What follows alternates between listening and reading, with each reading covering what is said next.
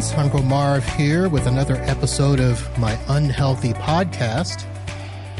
It's the show where we talk about health from a little different perspective. We talk about the things that are unhealthy that we want to turn healthy by either changing habits or changing our understanding of why things are the way they are. Welcome to the show. If this is your first time here, you can go to unhealthypodcast.com and check out some of the previous shows.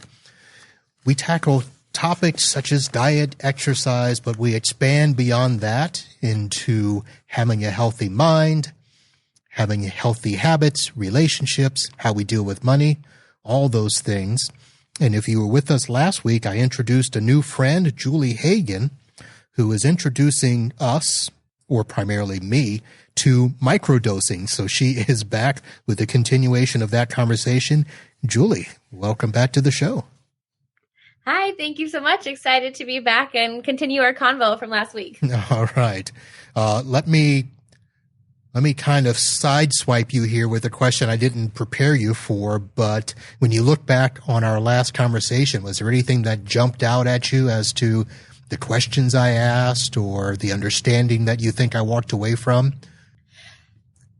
Yeah, I think the one thing that I've been thinking about since our last conversation, and I briefly touched on it at the end, is that it can be difficult to sort of explain what it means to have a sub-perceptual experience to someone who has never had a psychedelic experience or kind of any sort of altered consciousness. I know you said maybe occasionally you'll have a drink or two. So it doesn't sound to me like you've ever really not been firmly in control of your own mind. So I think my test and exercise is to explain.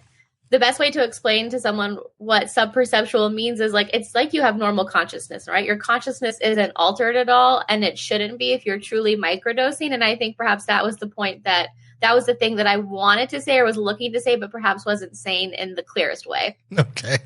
So first of all, let me say that I'm not going to try to claim that I'm that wholesome. I appreciate you thinking that. But there was one time in high school where I had a little too much.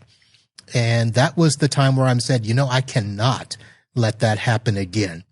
And I have learned over the years that when I do drink, there's a certain level I know that once I get there, it's time to stop.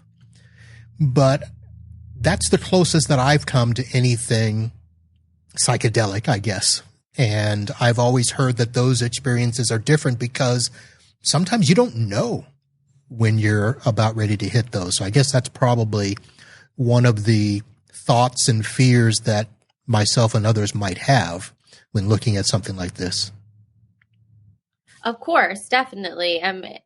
It would be very scary and overwhelming to think, I have no intention or desire to have a full-blown trip or journey. And then, I thought this was just a microdose. And then suddenly you end up feeling totally out of control. Your perception is completely different. So I do think, that's one thing that's so important about, trusting the people that you get your microdosing capsules from, just trusting the source, I suppose, and things like that, which is why I am happy that we're seeing a push toward legalization or decriminalization, because it's opening up the space for companies that are standardized, that have, temperature quality controlled facilities where exactly where you're getting some kind of like assurance, right? It's kind of like the difference between drinking a beer where you can see the ABV versus like drinking moonshine out of a jug from someone you have no idea. So I'm happy that there are going to be more places where people can trust the dose and trust the supply so that they know when they're microdosing with this capsule, it really won't feel like anything different than their normal other waking hours. And it's not going to be anything like a trip. All right. So for those of you that are listening to this episode, be sure you go back and listen to last week's episode, because that's where we talked about what microdosing actually is. I had to admit I wasn't sure, so Julie was kind enough to share, with us what that is. And we had just started at the end of the show to talk about how she got introduced to microdosing. And we had talked about the fact that some of this started during your journey as an attorney, when you were kind of not really happy, feeling a little burnt out and all of that stuff. Let's go ahead and start there and talk about that transition because, you talked about your life just kind of going through the motions, doing what everybody else expected of you, and then coming to this realization, this ain't working. So you want to go back and kind of take us from that point, your state of mind and how you got to here. Yeah. So I guess I just want to back up a little further to my last year of law school, because at that point, a relationship that I was in ended, and it was a relationship that I had based a lot of like my actions and future thinking around. And I felt like I was losing it. Like I had completely lost the plot. I was very frantically upset. My mental health and my mental state was not good. It was sort of like that meme where the dog is sitting in a cafe and like everything's on fire around him. That's how I felt. And so I was truly on the point of breakdown, and I sought out a therapist because I had a friend who went to therapy, and I suppose it finally felt like it was enough. I was experiencing enough mental discomfort to pursue something like that. And therapy was really helpful for me because it allowed me to fully express my emotions in a safe and constructive way. And I found out what, for instance, codependency is. And I read a book about it, and I felt understood and seen in some way. And at a certain point, it started to feel really re-traumatizing, where it's sort of every week is, oh, your dad died when you were little and your mom didn't raise you the right way or make the perfect choices. And therefore, that's why you are the way you are. And I was very tired of sort of replaying the past, and it didn't feel constructive. I personally have the belief that we're all doing the best we can with what we have. So it didn't feel good to keep blaming my mom or sitting there feeling sorry for myself. And so I stopped therapy. Flash forward to when I'm a lawyer, and I'm starting to feel that sort of dissent once again. This isn't working for me. I'm still not happy. I know that I have some codependent tendencies, but clearly there's something else, because something is not clicking or stable. And that's when I found coaching, and I really liked coaching. I hired my first coach because it's very much more forward focused. It's yes, we have this stuff from the past, but how can we move forward in a constructive way and attain new goals? And that's where I finally started to feel like, okay, I'm making some real progress, and I'm realizing that this whole lawyer thing isn't actually what I ever wanted to do, which felt scary to say. But after I kind of admitted that, there was definitely a sigh of relief. So I'm gonna possibly take two routes here. So okay. There's a part of me that feels like a lot of what you're saying really stems from the standpoint of you couldn't find your calling, in the sense that you were doing these things and you felt the walls closing in. And when you found coaching, which was different than law school, that's what you were meant for. And just finding that alone probably helped a lot, rather than the therapy or anything else. Am I reading that correctly? That's a great distinction that I don't know that I've ever fully made for myself. Like, did the coaching really help, or was it simply like me finding something that felt more aligned with my purpose? I would definitely say that was a big part of it. I mentioned the last podcast, wanted to be a doctor, and then I chose to be a lawyer. And the underlying theme was with all of this was I simply wanted to help people. And what I saw in coaching was you can make a very measurable impact on someone's life pretty quickly. And the law is messy, right? Even there are no really winners if we get to the point of the law. If you have hired lawyers, I guarantee that neither of you is going to feel great coming out of that situation. And by the time you really need a doctor, you're probably not going to feel 100%. I speak as someone who just had knee surgery, and, I'm happy I was able to have it. And I know one day I'll be hiking again, but like this part isn't fun. So coaching feels like a way that I can intervene and support someone, and hopefully have them feeling better than they did before, and create like more winners in the situation, in the sense that you can leave whole, versus the law, which is intended to make you whole, but never seems to fully do that for either party. Right. And it hurts the pocketbook or the wallet when you have to go through attorneys to do stuff there. So then let me talk about the other fork in the road that you got to this microdosing. Because obviously it doesn't sound like you found microdosing as the cure-all as you were going through this in your, legal era. But it sounds like it was something when you expressed how you got introduced to this last week, you mentioned that somebody who knew you said, hey, this might be interesting, but you had already exited the legal field, right? Yes, I had already had my coaching business for over a year at that point, maybe close to 2.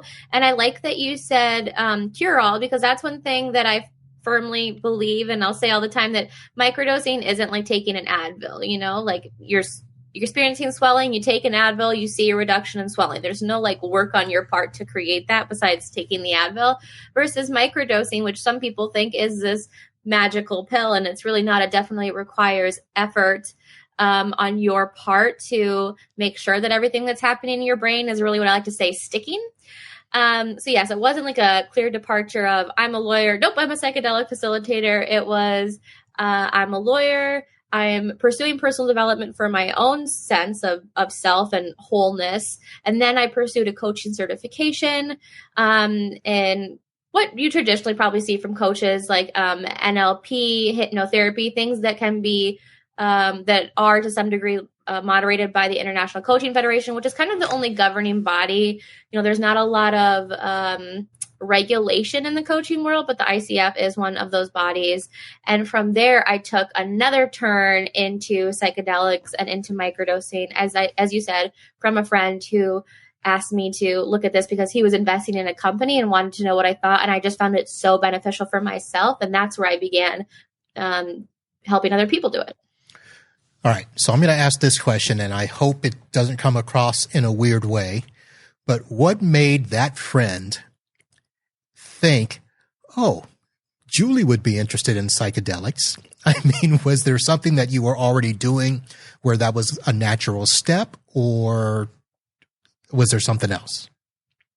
So the friend, as I mentioned, I had run a nonprofit out of LA, and he was our Colombian partner. And the founder of the nonprofit was one of his best friends. So I knew him in both this professional nonprofit setting and in a social sense. And so we'd had really interesting conversations, and I'd shared how I'd had a positive experience with LSD. I'd had a positive experience sitting with ayahuasca in, an intentional healing spaces, not like I'm raging at a club, rolling loud in Miami or something.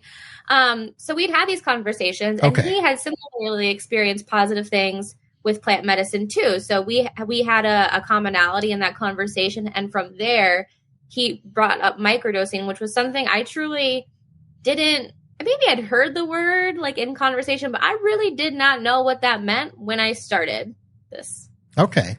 Well, now it helps to understand that this wasn't something you just fell into, or it's not like a natural progression.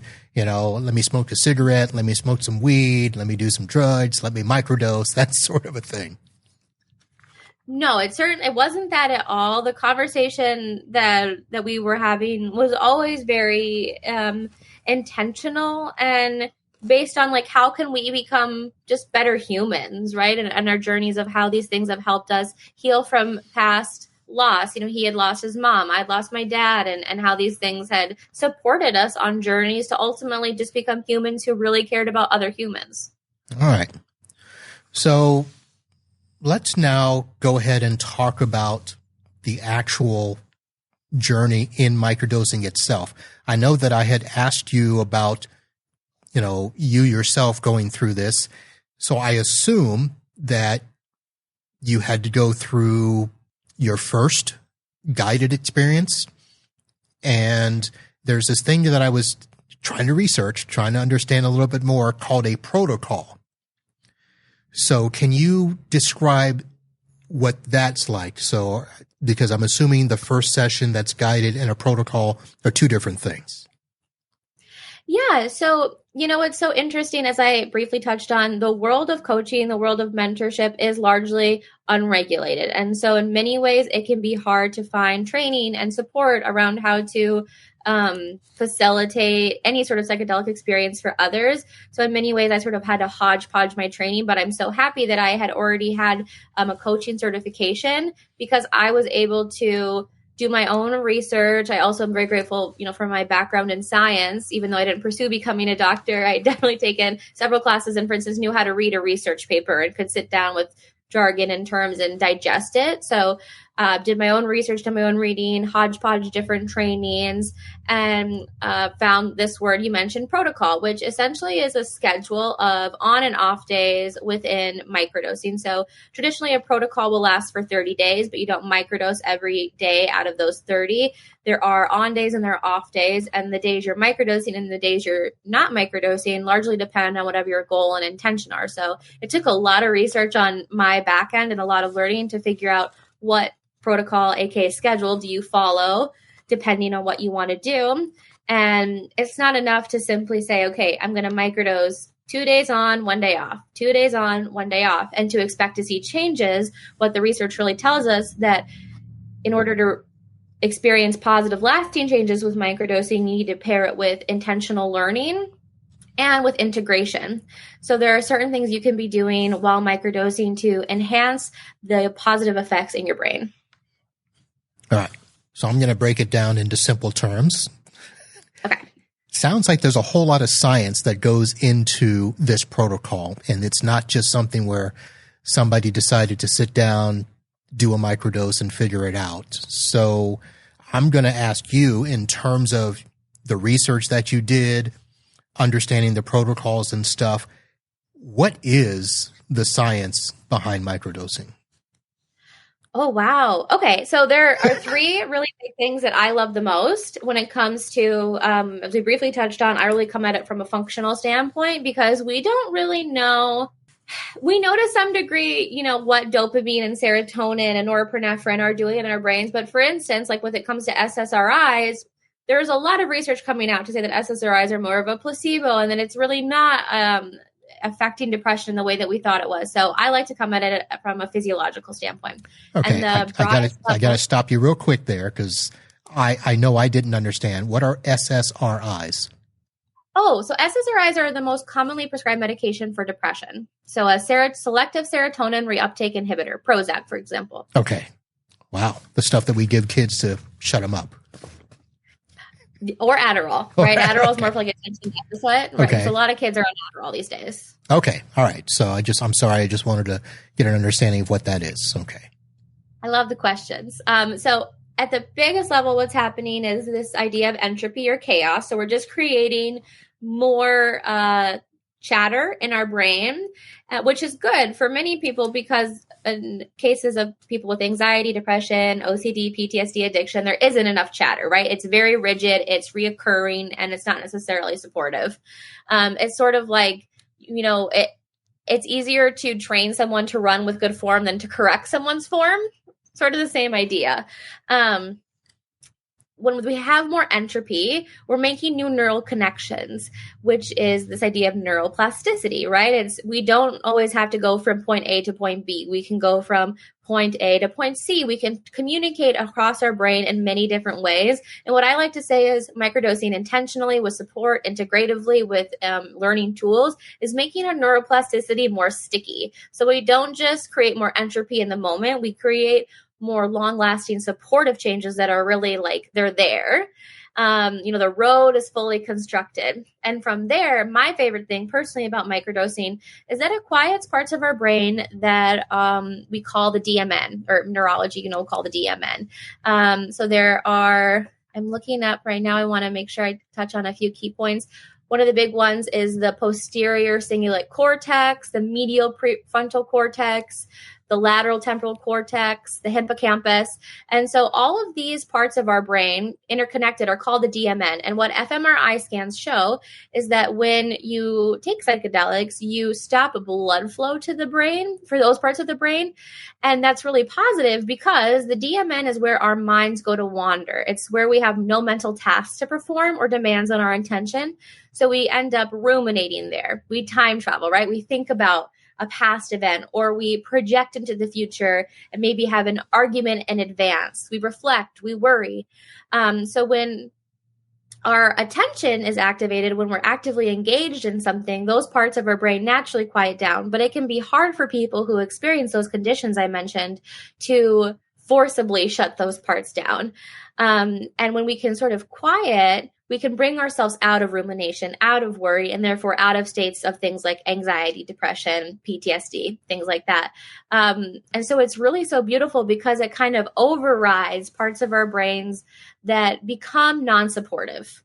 Non-supportive. So things that make us angry and lash out or depressed and wanting to get away from it all. Is that what we're talking about?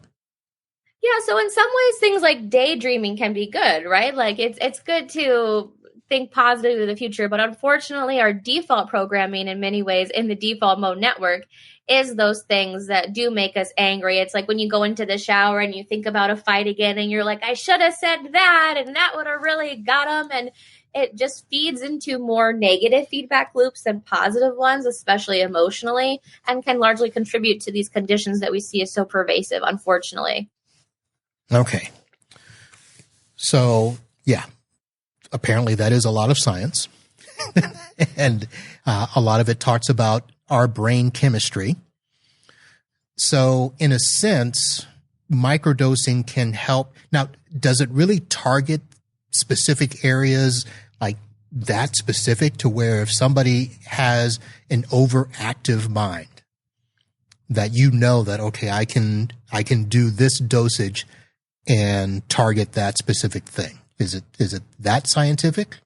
So I will say, I just want to start by saying the DMN, some neurologists have really jumped onto this and are like, yes, the DMN is definitely a thing. It's definitely, they're calling it that. It has this sort of firmly classified name. Some neurologists are more skeptical of sort of labeling the interconnectedness or the, I guess, pervasive interconnectedness of all of these. But I do think just based on the fMRIs I've seen, it makes sense because, with larger doses, obviously you have larger impacts, but they do measure people's brains on doses of psilocybin and LSD, and you do see a shutting down, a lack of blood flow in all of these areas. So if we want to firmly place a name on it, I'll leave that to other people to decide, but it is undeniable that we do see a reduction in these areas. So I would, just taking like reasoning to its next step, I would say there is some connection there that these certain areas are shutting down or at least quieting down. But in terms of like targeting just the posterior cingulate cortex, to my knowledge, no, we can't just do that. I couldn't say, okay, PCC, you in particular are shutting down, or you hippocampus, you are shutting down, or you amygdala are shutting down. All right. So I'm going to ask a question that we talked about after last week's show when we were having our little post chat. And I asked you if people would come to you just looking to get a hookup, because in their minds, they're thinking that, well, if I can do a dose, that'll calm me down, I can veg out. And you said, no, that's not how this works. Yep, that's what I will tell them. I'm very respectful, and I certainly have had people ask me that, like, oh, I need the link. I just want to buy it. Like, I don't need any support. And I am so firmly, it's not a gimmick. It's not about, that's how my business runs. Because I truthfully make no money from the sale of the microdoses. But I could, companies have often asked me, like, would you like to create some sort of partnership? So people who use your link, you get money. Every single company I've ever worked with has asked me that. And I have said no to all of them because I don't want to be part of the sale while the legality is still up in the air in some places. But mostly I'm just so passionate about the work that I do and the results that I've seen from guided integrated microdosing, and the fact that the research says it's just not going to have the intended effects if you aren't receiving support and guidance around it. So I'm not here to like hook anyone up with mushrooms. I'm here to help you change your life. All right. Now, having said that, let's kind of go back to where you started down this path. A lot of this you started with when you left legal and you started doing coaching. You were just doing simple, basic life coaching, leadership coaching. What was it that actually propelled you to go down this path even more? So I truly believe in all of my coaching skills. A large part of what I did was focused around communication. I believe that the way we speak to others, the way we speak to ourselves, the way we deliver messages, it's a very important soft skill that most of us are never taught. And so I would see good results from simply coaching people in the most traditional way. Like a coach simply is a person who asks you really good questions that allows you to discern your own truth, your own answers. And so I believed in the power of coaching, and I was seeing good results for my clients. I had a good number of clients, but it felt like I was sort of stuck somehow, right? It felt like I wasn't quite there and I couldn't figure out what was the block. I wasn't reaching as many people as I would have liked to have reached. I wasn't, sometimes it felt like there was a little bit of a block for clients who I knew were trying really hard. I knew it wasn't like that the skill set I had wasn't good enough. I knew it wasn't that they didn't want to shift, but it felt like something was sort of blocking them. And what I experienced personally on microdosing was it just helped me sort of break through that glass ceiling. It is sort of the little extra push that you need sometimes to really have a change and make it stick. And sort of what I said yesterday about how the date I was on one time said microdosing, but not having a guide is sort of like taking steroids and not going to the gym. It's like, men who use steroids, I believe, I don't know, I'm not a man who uses steroids, but I would say they use them because it allows you to get to a certain level that you couldn't naturally, right? That your body just couldn't do without that extra help. And, I'm not encouraging anyone to do that with steroids, but sometimes people really want to make a change, but their mind is sort of hardwired against them. And I will say our mind's default programming is based on survival, not excellence. It's based on making sure you make it to the next day, not how can you optimize your life. It is efficient, but not optimized, something I really like to say. And microdosing helps you break through efficiency into optimization. Very interesting.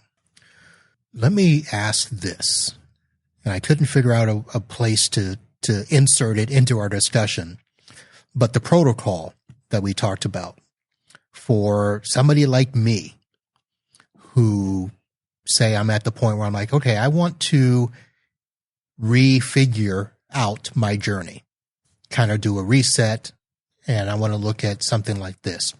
If you were to try to describe to somebody what a 30-day protocol was, even though you say it's, 1 day on, 1 day off, or 2 days on, 2 days off, what exactly is happening during that time? Or can you describe your initial protocol? Yeah, I suppose it might be easier to describe mine because it really does vary person to person depending on your goal. So I decided to modify Stamets stack when I first started microdosing. Paul Stamets is the godfather of mushrooms in the United States. Some of you have probably seen him. He's this, kooky little older gentleman who always wears his hat that kind of looks like a mushroom. But he created a protocol called Stamets Protocol, and it called for 4 days on and 3 days off. And I decided to do 3 days on and 2 days off. There was something about 4 days of microdosing in a row that just felt like a little bit too much for me. I didn't feel like I needed that, and this just seemed like a better alternative.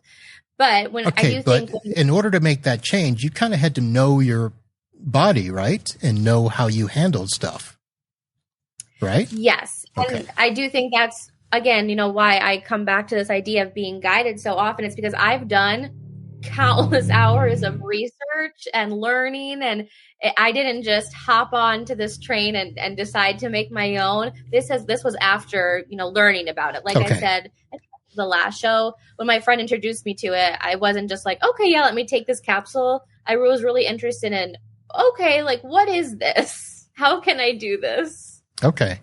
All right. So you decided to modify it. And what did you say again? 3 days on, 3 days off, or 4?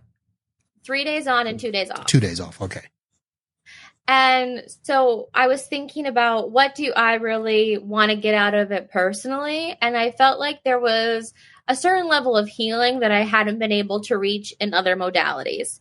And so when I thought about that, this is how I designed my first program. I know we talked about it at the end of our last week when we were already done recording. You asked me about this other thing you'd seen online from me, which is a program I used to offer. I no longer offer it because I really believe in now having live support with it, and it didn't have a live support component. And it's just something I learned in my journey. But, you know, my first program was based off this first protocol I took myself through, and I was thinking about, what do I really need? And so first things first, I know the most important thing you can always do in any experience, really with anything, is set an intention, right? So even if someone hires a coach, it's very important to know going into just hiring a life coach, what's my goal? What's my intention? Because if you don't know where you're going and they don't know where you're going, well, you're not really going to get anywhere. You'll get somewhere, but like, Lord only knows, which is not good or bad, but it's probably not what you want from investing money in someone. So I had a clear intention. And I really set that intention the first time, and I meditated. Meditation is really important because it's like a practicing of the psychedelic state, right? So when you see monks in Tibet, like the best meditators, I say best with quotes because I don't think, you know, they're good or bad meditators. Anytime you're present in the moment, you're technically meditating. But those people who are very trained in meditation actually experience the same things in their brains as people who are on psychedelics, meaning a quieting of the DMN, more presence, less chatter, more entropy, more creative solutions. And from there, I thought, what do I really need? So I created an activity from my coaching skills around self-love. I recorded a hypnosis around forgiveness. I did things with nature because so much of what, you know, psychedelics in the indigenous tradition is about connecting with the earth. And I went through and looked at what things do I need? And then from, you know, after taking myself through my first protocol and sharing it with my first beta round of clients, looking at what do they need? What do they ask for? And, you know, I could show you my coaching handbooks, like they're huge. I looked through my different skills and things I could share with them. And I created custom exercises that were formed around like informed by psychedelics. And I paired them with certain days of microdosing. So you know exactly what you're doing on certain days. And all of them are intentional learning activities to help you maximize that neuroplasticity that's happening in your brain. Interesting. Does everybody have to keep a journal while they go through this? Or do you encourage it? I encourage that people find something that works for them. So I know not everyone likes to journal, but here's the thing I'll say about journaling or getting your ideas out in some way. So some people, you know, like to have their little phone and they record voice notes of themselves answering the questions. What oftentimes happens is that we have ideas sort of and feelings running around in our brains, but if they never get expressed, they just start to grow. And sometimes that growth becomes a cancer and we have really unsupportive thoughts of, you know, I'm not good enough. I'm not worthy. I can't do that. I'm stupid, whatever the case may be. But journaling is a release. Journaling is a way, I like to say, to bring something to the light. And, you know, when you bring mold to the light, it dies. And I think it's a great way to allow some of that pressure cooker we got going on inside of ourselves to let off some of the steam. So no, I don't think you have to journal, but I really encourage people to find a way to do the same thing as journaling, which is release things. And oftentimes the biggest release comes from the simple act of writing. All right. So that sounds, first of all, 30 days sounds like a lot of work. But But I assume that if people are coming to you by that time, they're ready to do the work. Well, that's actually, I'm so happy that you said that. So one thing I really pride myself is on helping people with everything that they need and nothing they don't. So the way I help people create their microdosing practices, I always aim for simplicity. It doesn't need to be long. It doesn't need to be complicated. Yes, 30 days may seem like a long time in terms of, okay, for 30 days, some days I'm doing this, some days I'm not, but it can be as simple as setting a smaller daily intention over what you would like to accomplish in that day. Journaling for about 5 minutes. I have prompts intended for this process, and they're quite simple. They're not, tell me your feelings on death. They're like, list 3 things you're grateful for today. All the questions are designed to enhance something that's happening in our brain as a result of psychedelic experience. And perhaps it's, okay, I have this pre-recorded meditation for you. It's a guided meditation. It's quite simple. Just get comfy in a chair. It'll take 10 minutes. So, all in all, maybe that's just 20 minutes of your day. You're not going to some spiritual boot camp where we're going to meditate for 5 hours and then everyone's going to eat porridge and we're going to say Om for the next hour. Porridge. I've been to retreats. They don't serve great food. I'm just happy to hear somebody use a word like porridge. It's like goop. I don't know what else to say for it. Porridge was fantastic. Okay, so let me do another disclosure to the listening audience. When you and I first sat and talked about this, I was thinking that this might end up being a multi-part podcast, and I can already see that we've gone over 30 minutes so far, and I have tons of questions, and I really do want to ask you now about the coaching aspect and what people should expect. And I'm glad that we said 3 episodes because this gets intense. I want to finish off this one by just doing a double check. I know we started to talk about the science behind it, and we talked about the SSRIs. What was the other words? We talked about entropy. You mentioned the amygdala. Mm-hmm. And that we need to pay attention to what effect this has on our amygdala. Can you go over that real quick? Yeah, of course. So I really like looking at the amygdala because oftentimes what stops us from doing things isn't because we're lazy. We're not just big procrastinators or, little avoiders. Oftentimes what stops us is simply fear. Most of what humans won't do, even if they know it's good for them, is because we have some associated fear, real or imagined. Like it's real to us, it's real at some subconscious level. And fear happens in the amygdala. And so like the default mode network, when you take psychedelics, fMRI scans show a decrease in blood flow to the amygdala. And so when you aren't so scared, you have a more measured response, right? So even when you're in conflict with someone and you say something nasty, it's not because, you're a mean person or even because you really mean that. It's oftentimes because conflict is perceived in the brain as something to be afraid of. And your amygdala takes over, and then I like to say, react. But when our amygdala is quieted, it gives us a bubble of curiosity and an opportunity to respond in love and kindness as a reflection of who we truly are and not on a fear-based reaction. So I love that the amygdala quiets down and allows us to be sort of our best selves. Interesting. All right. So I think we talked about what this really means from a standpoint of some people looking at this as a means of escape, and that's really not what it is. And the word that I came up with that you seem to love was clarity. That when done properly, this brings more clarity to our lives and our intentions. So what, if we were to go back and look at your experiences and you getting started, I know that, you talked about, gaining a better understanding of yourself, a better balance in your life. If you had to say specifically, or if you could generally, what did microdosing do for you that made you so gung-ho in wanting to help others with it? I think we hear a lot, kind of regardless of what place you're in life or what you do, this phrase like mind over matter. And I really see the ways that mindset controls for positive and negative outcomes. Like when you believe in yourself, if you believe you can, you're right. If you believe you can't, you're right. I think Henry Ford said that or something.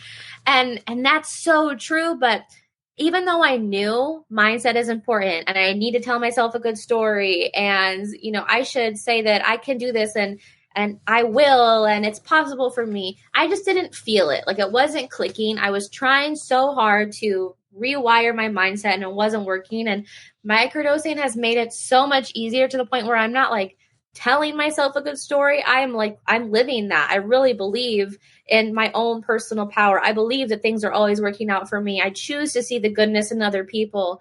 And that has been such a huge shift for me over the last few years. And if I could give anyone anything, it's a more positive mindset that's more based in love for themselves and for others. And that's such a gift. And I do think that's really why I'm so passionate about what I do. All right.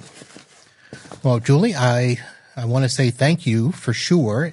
Was there anything else in the science that you wanted to mention? Because I have no idea what to ask or what benefit I could provide, but is there anything else science-wise that we should know? Like, there is this one little thing that I love to say. Back before I even knew what really psychedelics were in college, I took this class called positive psychology. And I remember this professor was talking about a study out of Harvard. And the study basically said happiness isn't, your car or how hot your girlfriend is or how much money you have in the bank. What we see from studies is that happiness is how often you're simply present, how often you're mindful, and the parts of your brain that shut down or quiet down when you're taking psychedelics are the parts that stop you from being present. So what I think is really cool is we can see through science that psychedelics can actually make you happier.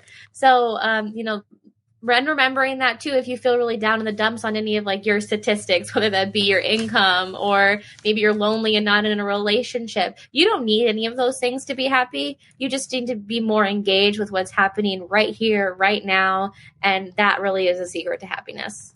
All right. Fantastic. So trying to think of the best way to talk about our next podcast, because I think we've talked enough about what microdosing is. We've talked about your journey. We started to talk about the coaching aspect, so I want to probably ask more questions about, how people get started, whether they do it with you or with anyone else. But part of me wants to see if I can relate back to you what I've learned, and you can tell me if I'm right or wrong. How does that sound? Okay, cool. Let's do it. Okay.